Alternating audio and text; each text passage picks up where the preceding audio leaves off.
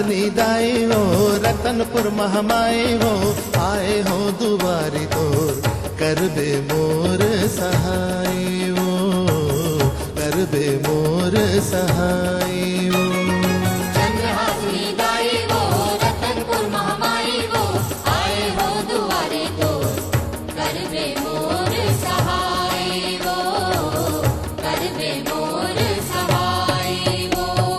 रतनपुर माते हैं विराजे रायगढ़ माते हैं विराजे डोंगरगढ़ माते हैं विराजे दंतेवाड़ा माते हैं विराजे महिमा जग तोर गाई वो करबे मोर सहाय हो करबे मोर सहाय हो।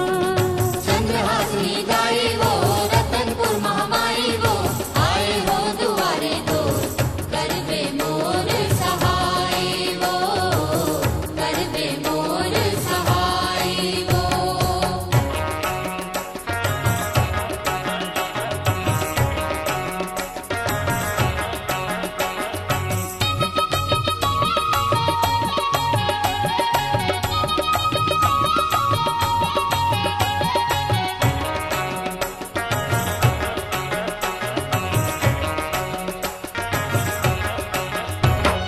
ऋषि मुनि देवता धामी तोरे है शरण मामा सबो जगह वास तोरे बसे सबके मन मामा।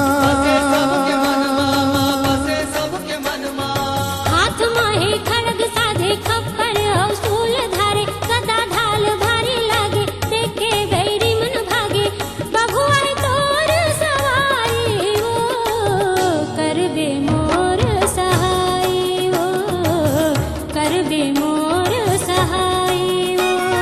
चंद्रहासिनी दाई हो रतनपुर महामाई हो आए हो दुआरे तो करबे मोर सहाय हो करबे मोर सहाय हो।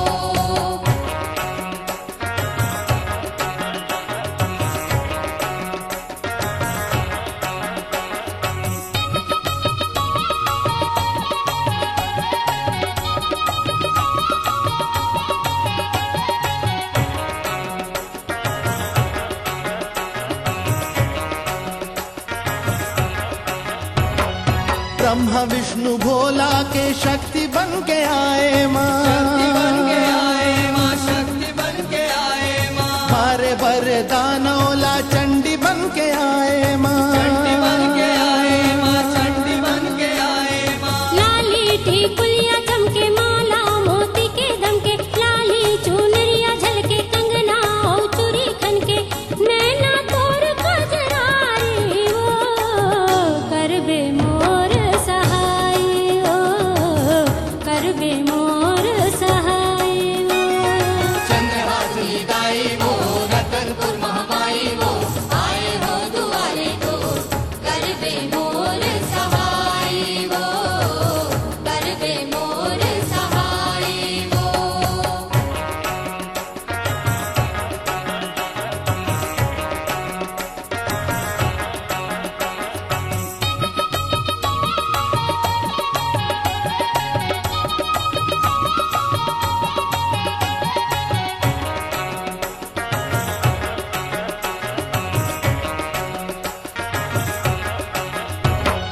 सबके हवस महतारी लीला तोर न्यारी माँ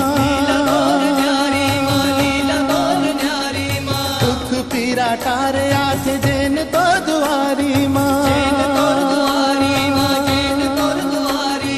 घंटा घंटी शंख बाजे नर नारी विधुन नाचे आरती धुई बेरा साधे जय जय सब बोलन लागे दुनिया है तोर पुजारी हो करबे मोर सहाय हो करबे मोर सहाय हो।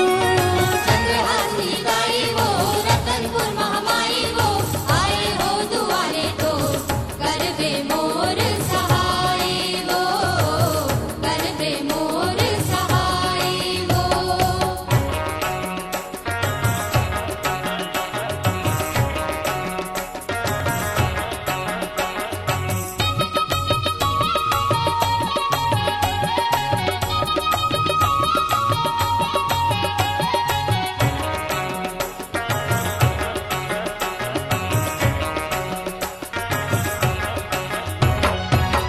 कहाए चंडिकाली तारा जगदम्बा माँ